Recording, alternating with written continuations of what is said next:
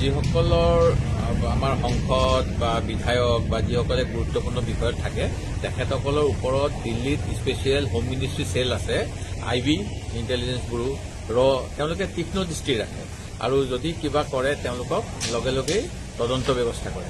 এতিয়া অসমৰ মুখ্যমন্ত্ৰী কি হৈছে মই নাজানো, দিল্লীত তেখেতে নিজৰ গৃহমন্ত্ৰীৰ পদবীটো ল'বলৈ বিচাৰিছে নেকি, যে অমিত শ্বাহ নিষ্কৰ্মা, অমিত শ্বাহে নিজৰ গৃহ দপ্তৰটো চম্ভালিব পৰা নাই, সেইকাৰণে তেখেতক গৃহমন্ত্ৰীৰ দায়িত্ব লাগে। এই কথাটো অসমৰ কেবিনেটে সিদ্ধান্ত ল'ব নেকি? মই আচৰিত হৈছো যে 16 তাৰিখে আমাৰ ইয়াত মিড ডে মিল, আজি মই পাইছো দুপৰীয়াৰ আহাৰ দিব পৰা নাই। নৱেম্বৰ মাহত চৰকাৰৰ ধনৰ নাটনিৰ কাৰণে পইচাবিলাক লৈ গুচি গ'ল গুৱাহাটীলৈ। আজি মিড ডে মিল দিব পৰা নাই, যিটো সুপ্ৰিম কোৰ্টৰ এটা চৰকাৰৰ প্ৰতি দায়বদ্ধতাৰ কথা আছিলে, আমাৰ আঁচনি আছিলে যে ল'ৰা ছোৱালীসকলক পঢ়া শুনা কৰাব লাগে, সেই গতিকে দুপৰীয়া আহাৰ স্কুলত দিব লাগে। সেই মিড ডে মিল ভায়োলেট হৈ আছে।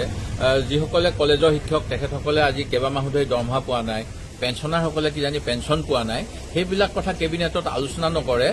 ভাৰতবৰ্ষৰ নিৰাপত্তা বিষয়টো কেন্দ্ৰীয় cabinet committee on home affairs আছে, কেবিনেট কমিটি আৰু এক্সটাৰ্নেল মিনিষ্ট্ৰীৰ ওপৰত আছে, সেইবিলাকে আলোচনা নকৰা বিষয়টো অসমৰ মুখ্যমন্ত্ৰীয়ে আলোচনা কৰিব বিচাৰিছে। ইয়াতকে আৰু হাঁহি উঠা কথা নাই। সেই গতিকে এই কথাবিলাক মাত্ৰ আমাৰ কংগ্ৰেছ দলক কিবা যিকোনো চক্ৰান্ত কৰি তেওঁলোকে ৰাইজৰ চকুত হেয় প্ৰতিপন্ন কৰিব বিচাৰে। সেই গতিকে এইবিলাক ষড়যন্ত্ৰ, তাতকে বেছি বা কম একো নাই। কিন্তু 18 তাৰিখে অহা 18 ফেব্ৰুৱাৰী তাৰিখে কিন্তু মুখ্যমন্ত্ৰীগৰাকীয়ে পুনৰ 900 কোটি টকা কিন্তু ঋণ ল'বলৈ গৈ আছে। এই কথাবিলাক আচলতে তেওঁ অসমৰ ৰাইজৰ কথা আঁতৰাবৰ কাৰণে মুখ্যমন্ত্ৰীয়ে এতিয়াতো ঋণ মই ক'বলৈ বেয়া, এতিয়া যে মানে ক'ৰ পইচা আনি ক'ত লগাইছে ভগৱান জানে। এই যে কিছুমান গাঁৱত যে মানে মেকানিক থাকে, কিবা এটা বেয়া হ'লে খপকে লগাই দিয়ে, এইটো লগাই দিয়ে, সেইটো লগাই দিয়ে। আমাৰ মুখ্যমন্ত্ৰীয়ে মানে যিমান লাগিলে প্ৰফেচনেল কথা কওক, তেখেতে জোৰা তাবলি মাৰি চৰকাৰখন চলাই আছে আৰু ইয়াতকে আৰু মানে অসমৰ ৰাইজক ঋণগ্ৰস্ত কৰিছে।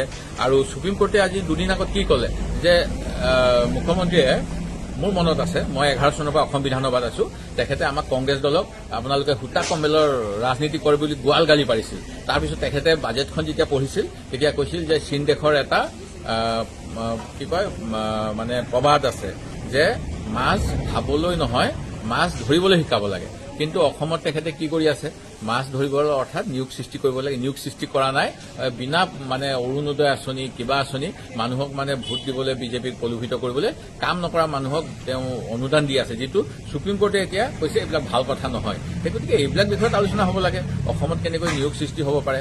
আজি অসমৰ বাহিৰলৈ যুৱকসকল যায়, গৈ পেলাই তাতে বিভিন্ন ধৰণৰ অত্যাচাৰৰ সন্মুখীন হয়, ভাবুকিৰ সন্মুখীন হয় আৰু তেওঁলোকক কেতিয়াবা ট্ৰেইনত আহি থাকোঁতে নিৰুদ্দেশ হয়, ক'ৰবাত পৰি থাকে, কোনোবাই হত্যা কৰে।